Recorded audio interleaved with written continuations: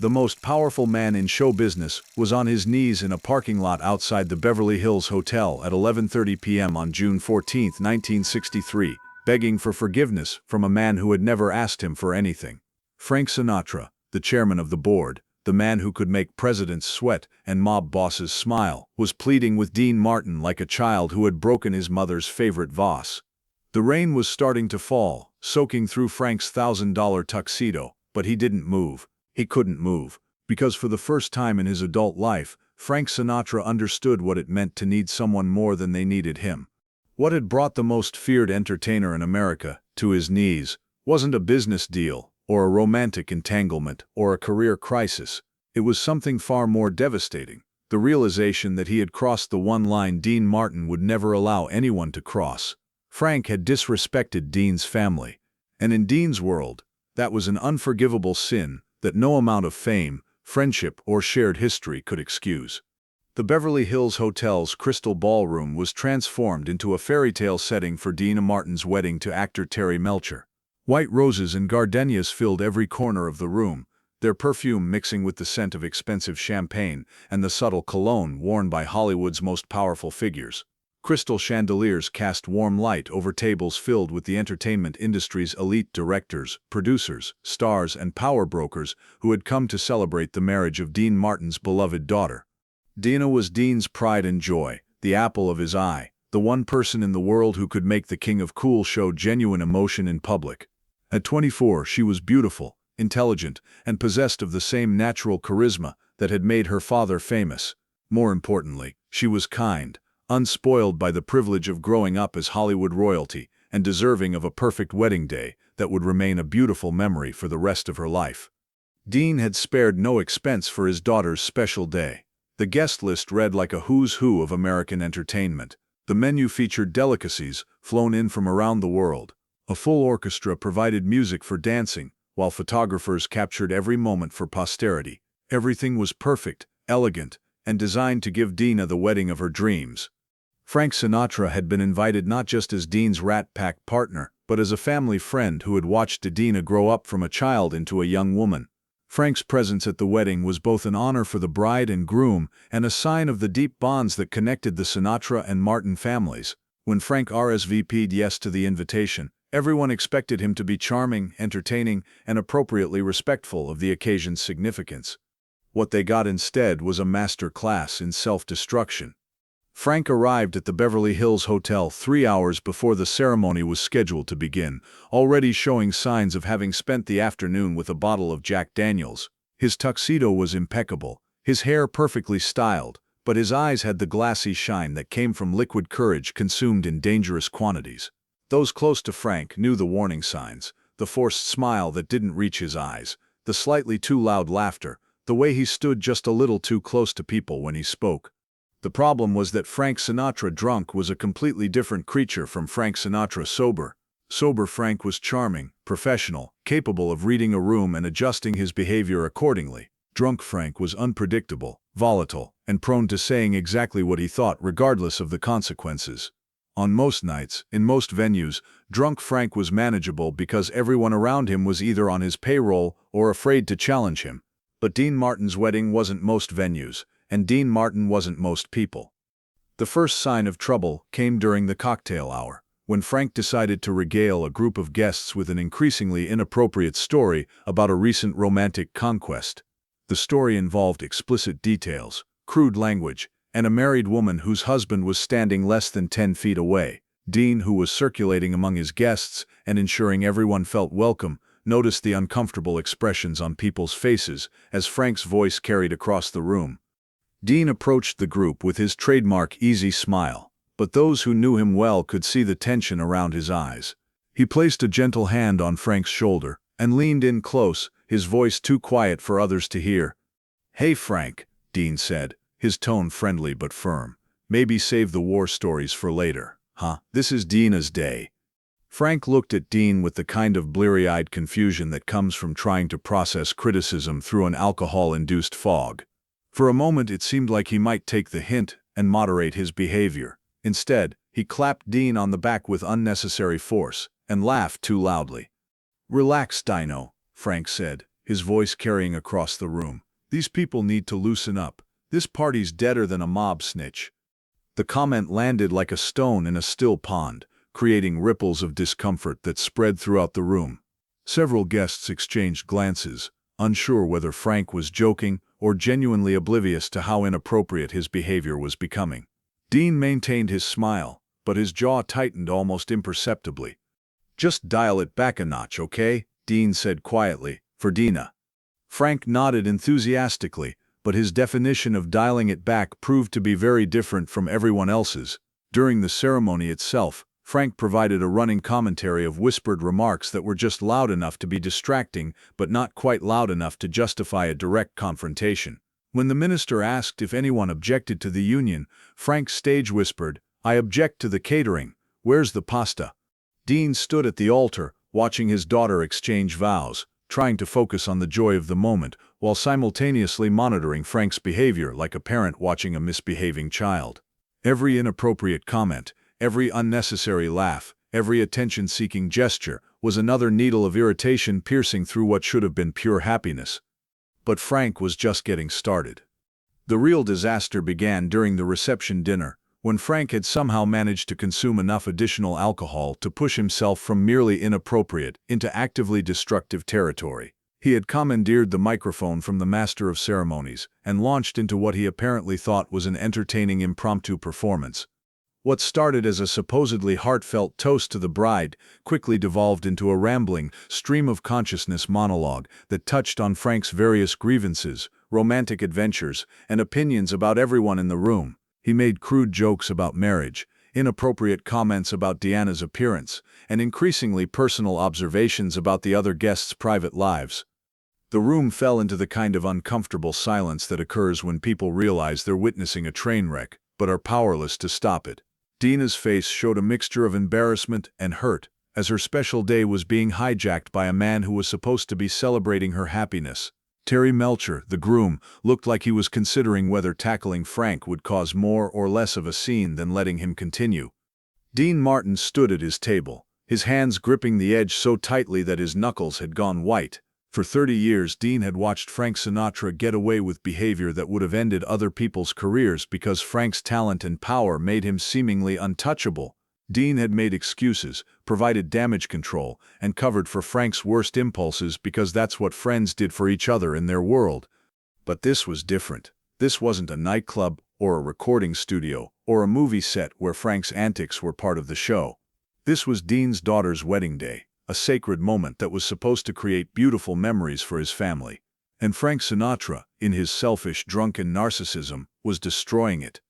The breaking point came when Frank, apparently thinking he was being charming, began to tell a story about Deana as a child that involved details no father once shared publicly about his daughter. The story wasn't malicious, but it was intimate, embarrassing, and completely inappropriate for a wedding reception filled with colleagues, friends, and distant relatives. Dean Martin had heard enough. Without saying a word, Dean stood up from his table and walked toward the bandstand where Frank was holding court. His movement was fluid, controlled, and purposeful, the walk of a man who had made a decision and was going to see it through regardless of the consequences. The room fell silent as Dean approached, everyone sensing that something significant was about to happen. Frank, lost in his own performance and oblivious to the building tension, continued his inappropriate story until Dean was standing directly beside him. Only then did Frank notice that his audience wasn't laughing anymore, that the room had gone completely quiet, and that Dean Martin was looking at him with an expression that would have made smarter men run for the exits. "Frank," Dean said, his voice calm and conversational, "I need to talk to you." "In a minute, Dino," Frank replied, waving him off. "I'm in the middle of—" "Now," Dean interrupted, and something in his tone made Frank finally understand that this wasn't a request. Dean took the microphone from Frank's hands with a gentle but irresistible firmness, like a parent removing a dangerous toy from a child. He handed it to the bandleader with a nod that conveyed everything necessary about resuming normal reception activities. Then he placed his hand on Frank's arm and guided him away from the bandstand toward a side door that led to the hotel's garden terrace. The two men who had dominated American entertainment for a decade walked outside into the cool evening air, leaving behind a room full of people who were collectively holding their breath, waiting to see what would happen next. The terrace was quiet, except for the distant sound of traffic on Sunset Boulevard, and the muffled music from the reception inside. City lights twinkled in the distance, and the air carried the scent of jasmine from the hotel's gardens. Under different circumstances, it might have been a peaceful setting for two old friends to share a private conversation. Instead, it became the stage for a confrontation that would forever change the dynamic between two of the most powerful men in show business. Deana Martin stood with his back to the ballroom doors, his posture relaxed, but his eyes carrying a cold anger that Frank had never seen before. Frank, meanwhile, was beginning to sober up just enough to realize that he might be in serious trouble, though he wasn't yet sure exactly what he had done wrong. "What's the problem, Dino?" Frank asked, his voice carrying a mixture of confusion and defensive bravado. "I was just trying to liven things up. These society types need someone to show them how to have fun." Dean studied Frank's face for a long moment, as if he were seeing his longtime partner clearly for the first time. When he spoke, his voice was quiet, controlled, and absolutely lethal. "That's my daughter in there, Frank, my little girl. Today is supposed to be the happiest day of her life, and you're turning it into a circus." Frank tried to wave off Dean's concerns with the kind of casual dismissal that had worked countless times before. "Come on, Dean. I was just having a little fun. Deana knows I love her. She knows I was just—" "You were just what?" Dean interrupted, his voice still quiet, but carrying an edge that made Frank take a step backward. "Just embarrassing her in front of her new husband's family? Just making crude jokes about her childhood? Just turning her wedding reception into the Frank Sinatra show?" The words hit Frank like physical blows, each one accurate and devastating. For the first time, Frank began to understand how his behavior appeared to someone who wasn't afraid of him, someone who cared more about protecting his family than maintaining their friendship. "I didn't mean," Frank started, but Dean cut him off again. "I don't care what you meant, Frank. I care what you did, and what you did was disrespect my family at the most important moment in my daughter's life." Dean stepped closer to Frank, closing the distance between them until they were standing face to face. The contrast between them was stark. Dean composed and controlled, despite his anger. Frank disheveled and confused, despite his attempts to maintain his usual commanding presence. "Here's what's going to happen," Dean continued, his voice dropping to just above a whisper. "You're going to go back in there, apologize to Deana and Terry, wish them well, and then you're going to leave, quietly, without any more speeches, stories, or performances." Frank's face flushed with anger and humiliation. No one spoke to Frank Sinatra this way. No one gave Frank Sinatra ultimatums. He was the chairman of the board, the leader of their group, the man whose approval everyone sought. "Who do you think you're talking to?" Frank demanded, his voice rising with indignation. "I made you, Dean. I brought you into the group. I made you part of something bigger than you ever could have been on your own." It was exactly the wrong thing to say. Deana Martin's expression didn't change, but something shifted in his eyes, a coldness that spoke of bridges being burned and relationships being permanently altered. When he replied, his voice was calm, almost conversational, which somehow made his words more devastating than if he had shouted. "And I'm grateful for that, Frank. I really am. But you didn't make me a father. You didn't make me a man who protects his family. And if you think our friendship gives you the right to humiliate my daughter on her wedding day, then maybe our friendship isn't what I thought it was." The silence that followed was deafening. Frank stood there, swaying slightly from the alcohol and the shock of hearing Dean speak to him with such finality. For 30 years, Frank had been accustomed to getting his way through a combination of charm, intimidation, and the implicit threat of his displeasure. But Deana Martin wasn't intimidated, and he clearly didn't care about Frank's displeasure. "Dean, come on," Frank said, his voice taking on a pleading quality that surprised them both. "You know I didn't mean to hurt Deana. I was having a good time. Maybe I went a little overboard, but—" "A little overboard?" Dean's voice remained calm, but his words carried the weight of absolute judgment. "Frank, you humiliated my daughter at her own wedding. You turned what should have been a beautiful memory into something she'll want to forget. That's not overboard. That's unforgivable." Dean turned toward the door, preparing to return to his daughter's reception. "You have 5 minutes to say goodbye to Deana and leave. After that, hotel security will escort you out." Frank grabbed Dean's arm as he reached for the door handle. "Wait, Dean, please, don't do this. Don't throw away 30 years over one stupid night. Dean looked down at Frank's hand on his arm, then back up at Frank's face. I'm not throwing anything away, Frank. You did that all by yourself. What happened next was unprecedented in the history of their relationship. Frank Sinatra, the most powerful entertainer in America, the man who had never backed down from anyone, slowly released Dean's arm and took a step backward. His face showed a mixture of shock, hurt, and something that might have been fear. "What do you want me to do?" Frank asked, his voice barely above a whisper. "I want you to leave my daughter's wedding," Dean replied simply, "and then I want you to think about whether our friendship means enough to you to change how you treat the people I love." Dean opened the door and disappeared back into the ballroom, leaving Frank alone on the terrace with the weight of his actions and the realization that he had just lost something he couldn't afford to lose. Inside the ballroom, Dean returned to his table as if nothing had happened. He smiled at his guests, danced with his daughter, and made sure everyone felt welcome and appreciated, but those closest to him could see the tension in his shoulders, the forced quality of his cheerfulness, and the way his eyes occasionally drifted toward the terrace door.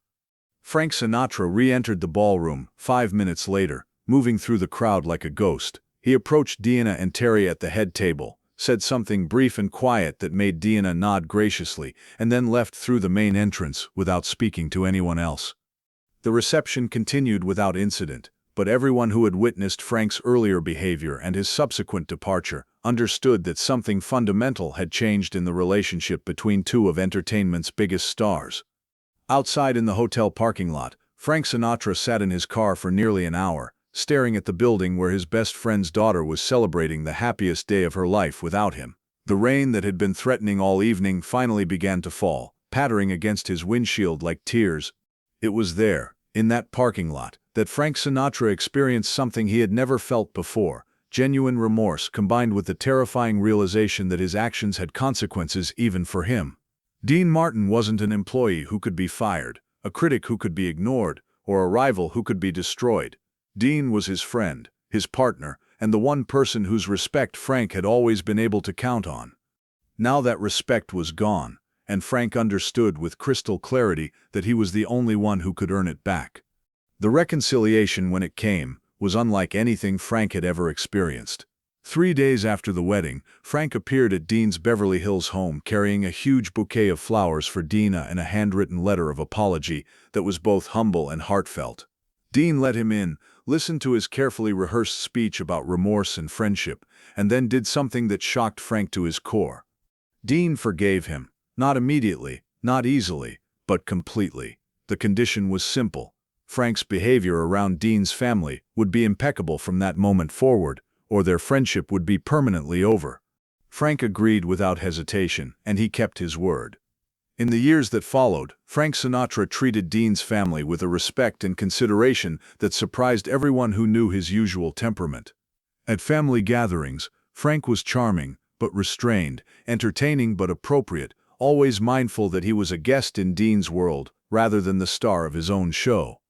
The night Deana Martin made Frank Sinatra beg became a turning point for both men.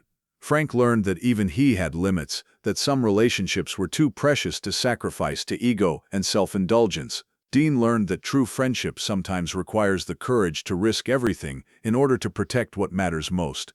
Their professional partnership continued for years afterward, but the dynamic between them had shifted permanently. Frank remained the nominal leader of the Rat Pack, but Dean's moral authority was now acknowledged by everyone, including Frank himself. It was Dean who became the conscience of their group, the man whose approval mattered most because it was hardest to earn and easiest to lose. Years later, when Frank Sinatra was asked about the most important lesson he had learned in his long career, he would sometimes mention a rainy night outside the Beverly Hills Hotel, when he discovered that friendship has boundaries, and crossing them has consequences that fame and power cannot erase. The man who had spent his life making other people beg had learned what it felt like to be on his knees, and the lesson had changed him in ways that made him not just a better entertainer, but a better man.